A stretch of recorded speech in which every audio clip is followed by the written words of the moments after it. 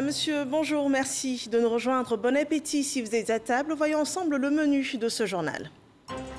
L'action sociale du gouvernement touche les start-up. Les jeunes entrepreneurs ivoiriens disposent d'un fonds de 500 millions de francs CFA, une enveloppe budgétaire pour faire éclore des champions nationaux en aidant ces entreprises à émerger et accélérer leur croissance.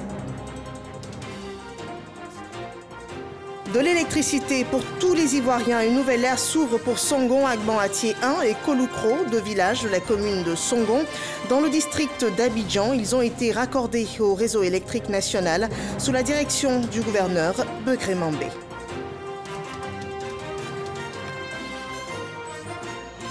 Et puis l'actualité au Niger, la violence entache les lendemains de la publication des résultats provisoires du second tour de la présidentielle.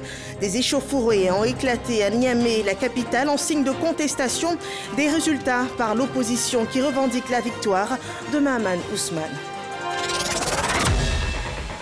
Bienvenue dans ce 13h. Ce journal est traduit en langue des signes. Nous l'ouvrons par cette action gouvernementale en faveur des start-up. Un fonds spécial de 500 millions de francs CFA est mis à disposition des entrepreneurs par le gouvernement.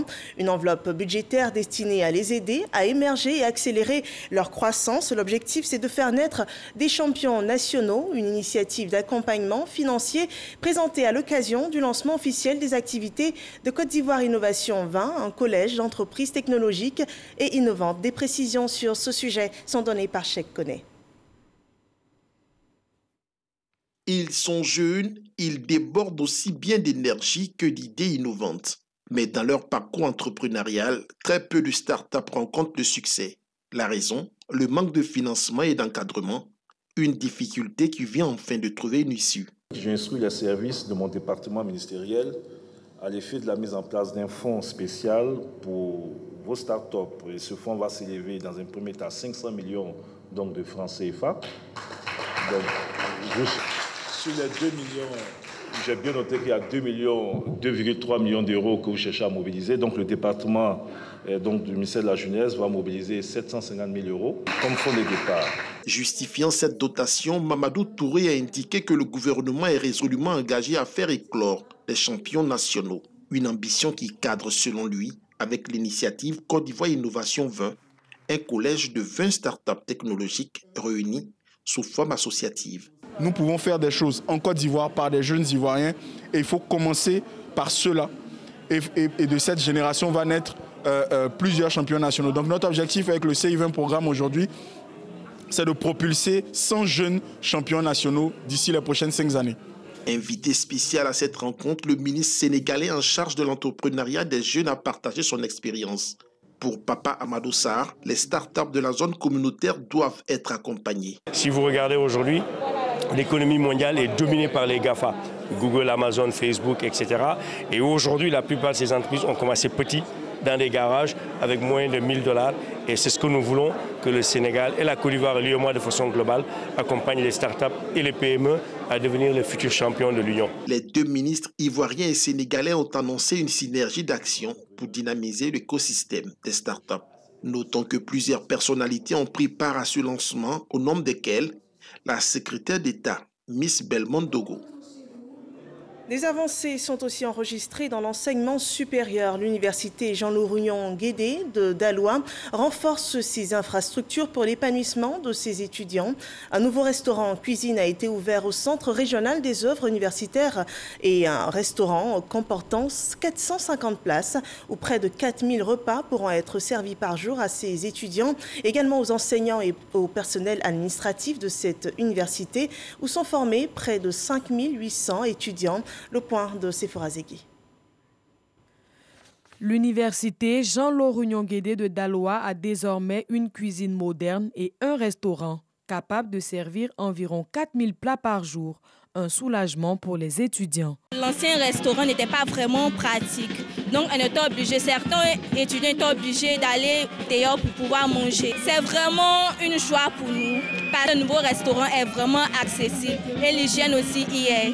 Abiba Tidou Sanogo, la présidente, après avoir exprimé sa gratitude au gouvernement, fait un plaidoyer. Nous souhaitons que le programme fait par l'État sur l'extension de l'université, la construction de la présidence, de la vice-présidente et de manière très urgente et imminente de la scolarité centrale puisse se poursuivre.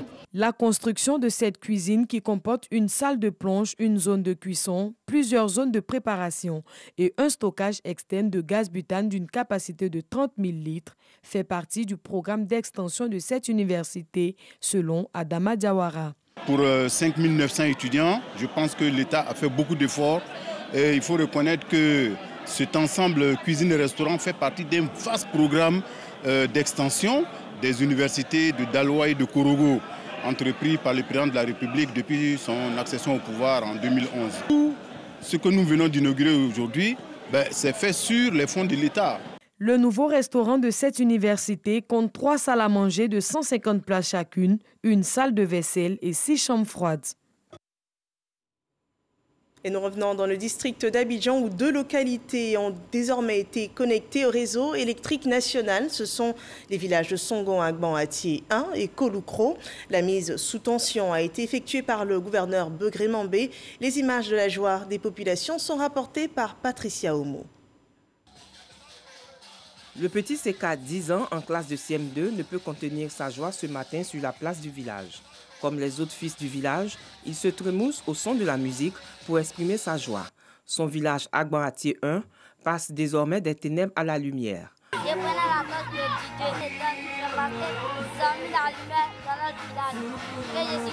Pendant plus d'un demi-siècle, ces 2 villages sont restés dans l'obscurité. Avant, on se débrouillait avec les lampes tempêtes. En tout cas, on avait les difficultés, on était dans le noir. Vraiment, ce n'était pas facile. Nous sommes là depuis des années, plus d'un siècle ici. Et nous avons toujours, depuis nos aïeux jusqu'à maintenant, nous avons toujours lutté pour avoir de l'électricité dans notre village. Et aujourd'hui, nous nous réjouissons de constater que la lumière vient dans notre village pour compléter le développement. Les villages de Agban Atié 1 et Kouloukro dans la commune de Songon bénéficient ce jour chacun de 2 transformateurs de 36 foyers lumineux pour l'un et 44 foyers lumineux pour l'autre. Coût global des travaux, 69 millions de francs CFA. Dans la politique de développement instituée par le président de la République, nous avons identifié qu'il fallait absolument leur offrir l'électricité. Aujourd'hui, c'est chose faite. Il y a un réseau moyenne tension qui est à proximité et nous nous sommes connectés à ce réseau, de sorte à ce que ces 2 villages maintenant disposent d'électricité, ce qui va changer beaucoup. La visite du ministre-gouverneur s'est poursuivie dans le village de Songon-Braté. Ici, il a fait don d'une ambulance médicalisée à la communauté des sœurs de la paroisse Saint-Jean de Songon-Braté. Et tout comme l'électricité, la mise à disposition des populations de structures sanitaires de pointe est une priorité de l'action gouvernementale. Ainsi, dans la commune d'Adiaké, dans le sud Comoé, on verra la réhabilitation de l'hôpital général. Le lancement des travaux a été effectué par le ministre de la Santé et de l'Hygiène publique. Et en plus de cette restauration des unités de soins, un bloc gynécologie obstétrique et un incinérateur seront construits. Le chantier sera livré dans 12 mois, nous dit Patricia Omo. Les travaux de réhabilitation de l'hôpital général d'Adiaké concernent la réhabilitation des vieux bâtiments abritant les services de soins, la construction d'un bloc gynéco-obstétrique et les travaux de construction d'un incinérateur pour la gestion des déchets médicaux. Évalués à plus d'1 milliard de francs CFA, les travaux se feront sur 12 mois. Nous reprenons donc véritablement le combat contre la mortalité maternelle, néonatale et infantile. Ces mortalités proviennent des complications de l'accouchement des femmes, de leur transfert d'un service secondaire à un service de référence. La tournée du ministre s'est poursuivie à 85 km d'Aboisseau, dans le village de Biennois. Ici également, le ministre a procédé à la pose de la première pierre d'un bloc gynéco-obstétrical et d'un incinérateur. Pour le médecin-chef de la localité, c'est une grande satisfaction. C'est une véritable aubaine, une chance pour la population de Biennois, vu que nous sommes éloignés pratiquement d'Ayamé, qui est notre centre de référence. Vu aussi l'état de la route, l'érection de notre centre en hôpital général va vraiment aider la population. Le ministre de la Santé et de l'Hygiène publique à Kaoulé effectue actuellement une tournée de lancement des travaux de réhabilitation des hôpitaux de la région. Après les villes de Tiapoum et Mafieré à Aboisseau, effectuées samedi dernier, ont suivi les villes d'Adiaké et de Biennois. Voilà, des infrastructures sanitaires bien équipées dans nos régions, un plan de la stratégie nationale de décentralisation des centres de santé pour un meilleur suivi des populations, mais aussi une meilleure gestion des épidémies. À ce propos, voyons le point de la situation du coronavirus en Côte d'Ivoire.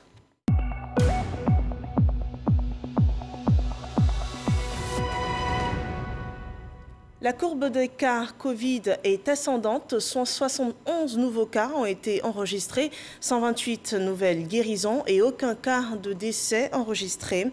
À ce jour, le pays compte 32 295 cas confirmés, parmi lesquels 31 224 personnes ont été guéries, 188 personnes décédées des suites de la Covid-19 et il reste encore 883 cas actifs. La pandémie est une réalité. Nous sommes tous priés de ne pas relâcher la pratique des mesures barrières et la lutte contre le coronavirus. Après le Sénégal, le Ghana est le 7e pays africain à entamer sa campagne de vaccination. Les premières doses de vaccins contre la Covid-19 sont arrivées hier. 600 000 doses d'AstraZeneca en provenance d'Inde ont été livrées à Accra, la capitale ghanéenne. Ces premières injections financées par le dispositif COVAX de l'OMS seront administrées en priorité au personnel de santé en première ligne face au virus. Et le pays a enregistré plus de 80 000 cas de coronavirus et comptabilise à ce jour près de 600 morts sur une population de 29 millions d'habitants. Voilà, c'est un bilan un peu élevé par rapport à celui de la Côte d'Ivoire qui observe une résurgence des cas Covid après des temps d'accalmie. Les effets de la pandémie se ressentent à tous les niveaux de la société. Des séquelles que l'État ivoirien souhaite atténuer dans le secteur du vivrier. 129 organisations de commerçants dans 8 régions ont bénéficié d'une aide financière. Cela dans le cadre d'un plan d'action de mise en marché des produits vivriers. Les explications de Kader Sogodogo. Covid-19, un virus qui rend malade et qui tue. La précarité est également inscrite sur la liste des préjudices liés à cette maladie. Chaque pays s'organise pour apporter assistance à sa population. La Côte d'Ivoire, en toute responsabilité, multiplie ses actions.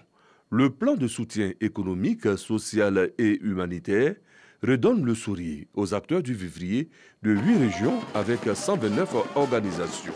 L'Agnébi Tiassa, le Bafing, le Gweke, le Haut-Sassandra, l'Ifou, la Maraoué, le Moronou et le Poro. Ils ont reçu leur chèque d'un montant total de 78 500 000 francs CFA. Nous voudrions espérer que cet appui dont vous allez bénéficier permettra de relancer effectivement vos activités. Surtout qu'en plus de la Covid-19, vous avez encore été éprouvé quelques jours avant et après les élections présidentielles du 31 octobre 2020. Des bénéficiaires visiblement heureux. Je reçois 18 millions des mains du ministre et je suis très contente parce que ça va nous relever, ça va relever nos activités et pouvoir approvisionner à plein temps le marché pour les consommateurs. Le gouvernement fera de la lutte contre la pauvreté son cheval de bataille, surtout en cette période de pandémie. Je voudrais rassurer les coopératives qui n'ont pas encore reçu en fait ces appuis de patienter. Je pense notamment aux coopératives de l'Est de la région du Boukani, d'être patientes que la direction de l'OCPV ira dans ces différentes régions et ailleurs pour leur remettre l'appui du président Alassane Ouattara suite, comme vous le savez, aux impacts négatifs de la maladie en Covid-19 sur les activités économiques en Côte d'Ivoire. Je voudrais également profiter de cette occasion solennelle pour encore féliciter nos mamans, pour féliciter nos femmes, pour féliciter nos sœurs qui de jour comme de nuit travaillent à ce que tous les marchés de Côte d'Ivoire soient effectivement approvisionnés en produits de première nécessité, en denrées alimentaires. Soyez-en félicités. Les fêtières des marchés d'Abidjan, du district autonome de Yamoussoukro et de la région du Bélier avaient déjà bénéficié du même fonds.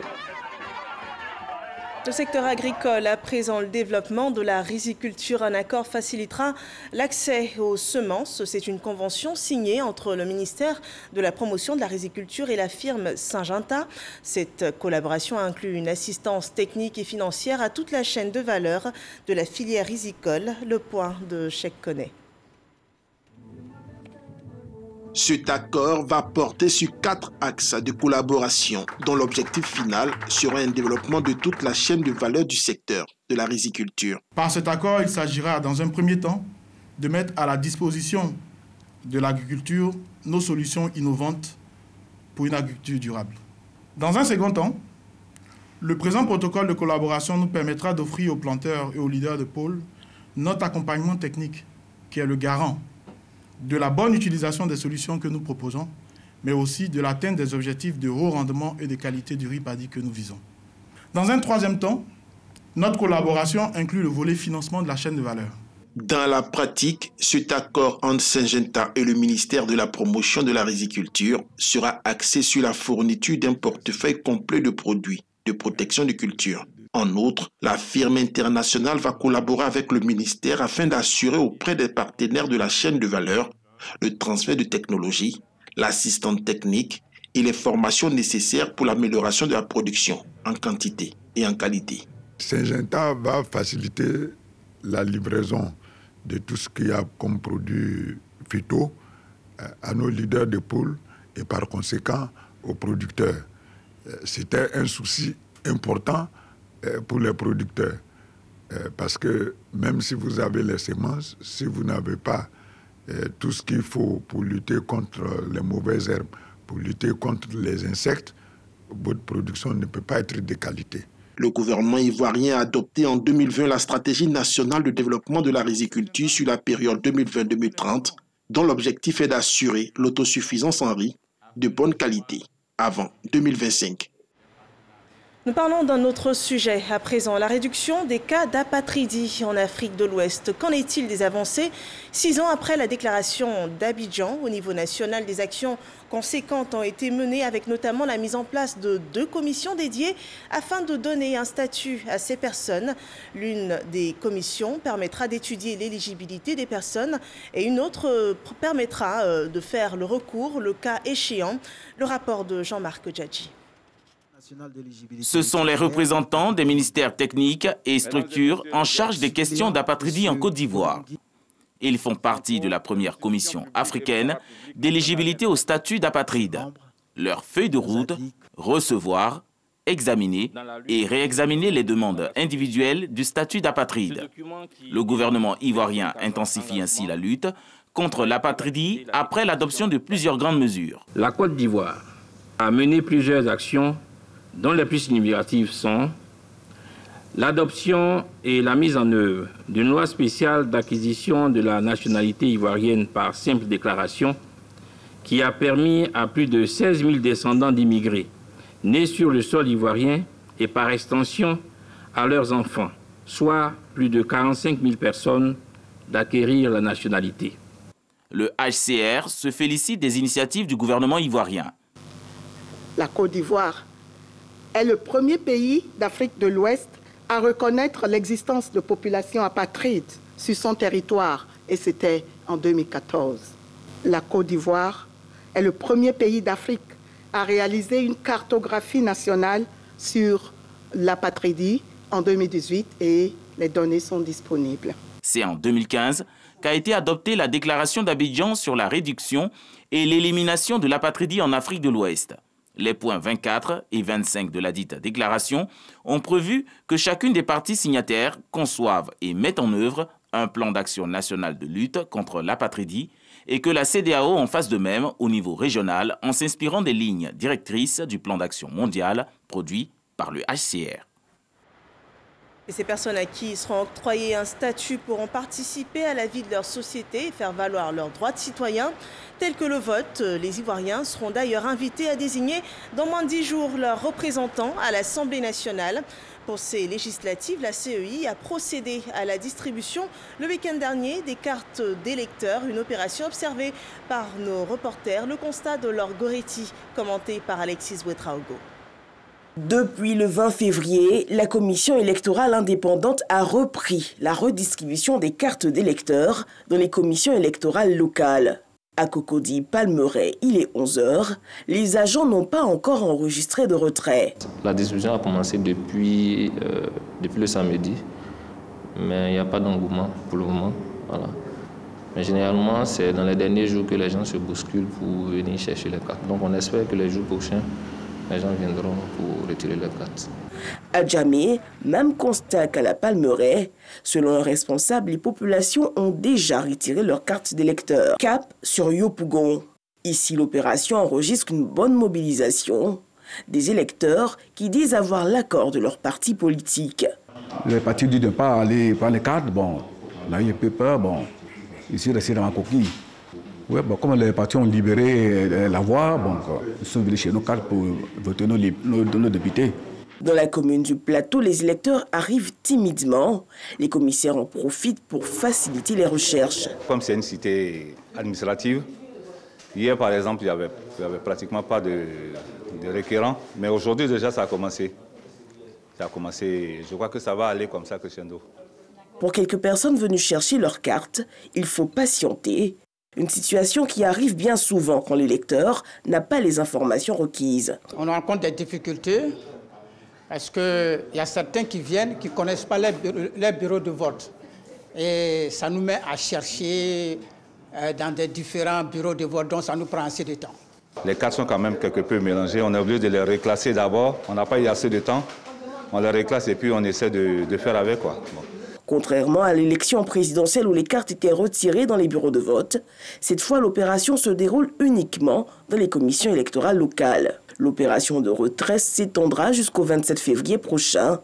Notons que le 6 mars, les électeurs pourront voter à partir de leur carte nationale d'identité ou encore retirer la carte d'électeur sur les lieux de vote.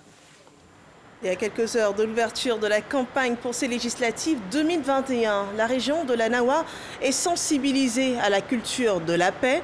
Dans la localité du Grand Zatri, la population a été invitée à prôner la paix et la cohésion sociale pour éviter les crises intercommunautaires et électorales. Jean-Marc Djadji. Localité de Grand Zatri, à 38 km de Soubré, région de la Nawa.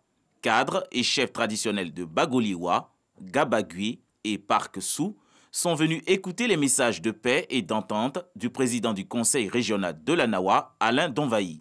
Les villages de la commune de Grand Zatri ayant subi des incidents lors de la récente élection présidentielle, les populations ont fait part de leurs inquiétudes quant au bon déroulement des futures échéances électorales. Il faut éviter que nos villages brûlent. Il faut éviter qu'il y ait des affrontements ethniques, interethniques. Il faut éviter qu'il y ait des accrochages un peu partout. Que les gens aillent voter dans la paix. Nous présentons nos excuses parce qu'à la veille des élections présidentielles, il y a eu un petit bruit à Grand Zatri. Il faut dire que ça, on a arrêté. Nous demandons à la jeunesse de rester calme.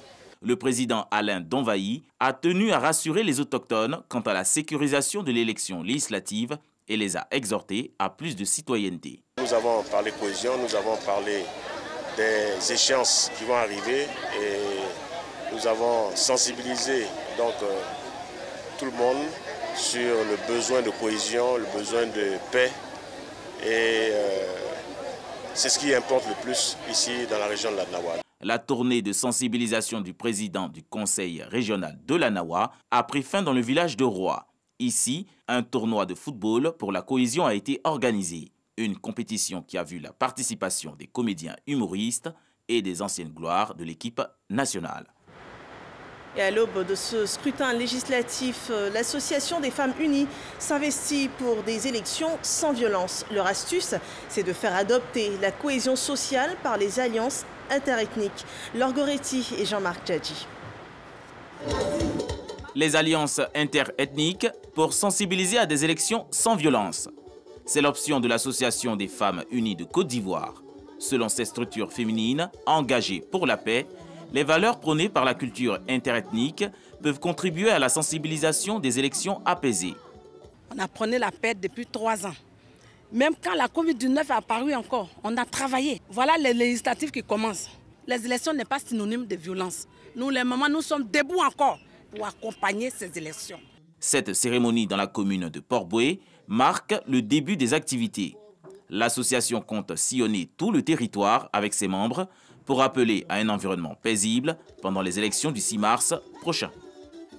Nous parlons de musique. La Côte d'Ivoire accueillera la plus grande compétition des talents de la musique, The Voice Afrique francophone. La 3e saison se tiendra à Abidjan et cette édition a été lancée par le ministre Sidi Tiemoko Touré. Pour cette saison, des innovations sont annoncées, nous dit Mamadou Kouassi. À partir du 13 mars prochain, Abidjan va vibrer au rythme de la musique. La capitale économique, la Côte d'Ivoire, va abriter la suite de la 3e saison de The Voice Afrique francophone. Un concours musical délocalisé désormais à Abidjan à cause du coronavirus qui frappe lourdement l'Afrique du Sud, qui a déjà abrité les 2 dernières saisons. Au lancement de cette suite de la saison 3 à Abidjan, la promotrice de l'événement donne les autres raisons qui ont motivé le choix d'Abidjan, mais aussi elle fait cas des innovations.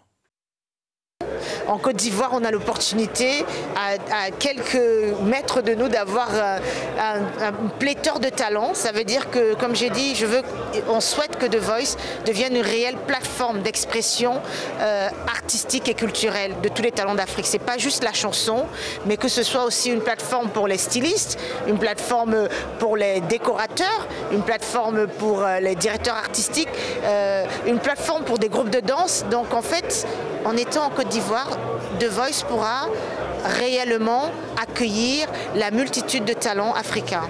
Au cours du panel qui a marqué ce lancement, le ministre de la Communication des médias et les autres intervenants ont salué l'arrivée de The Voice Afrique francophone en Côte d'Ivoire. Sidi Tiemoko Touré annonce l'appui du gouvernement à ce projet qui vient repositionner la culture ivoirienne sur l'échiquier international.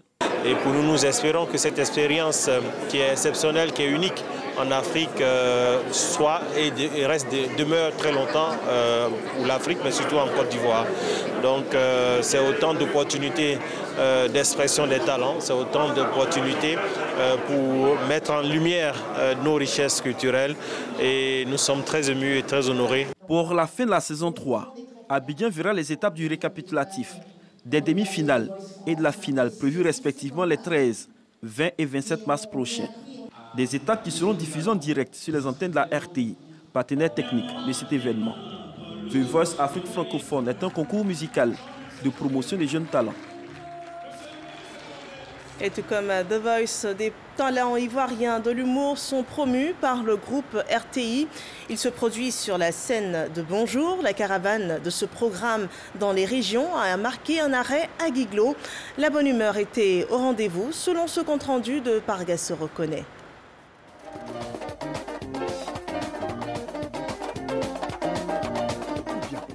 Chants et danse à la place Félix Houphouët-Boigny de Guiglo.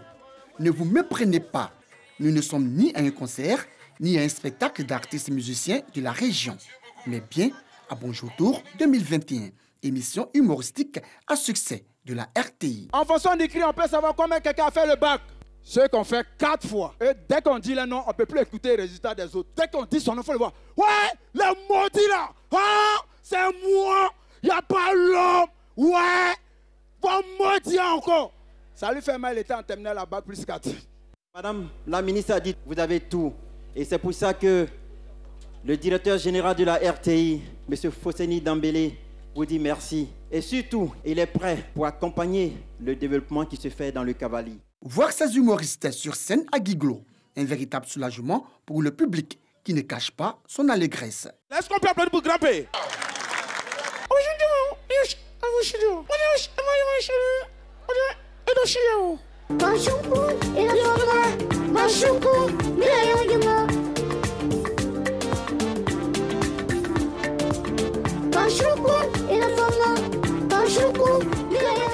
C'est un plaisir vraiment, c'était pas évident. On n'a pas la chance de voir ces personnes et nous disons vraiment merci à Maman Ouloto pour cet honneur.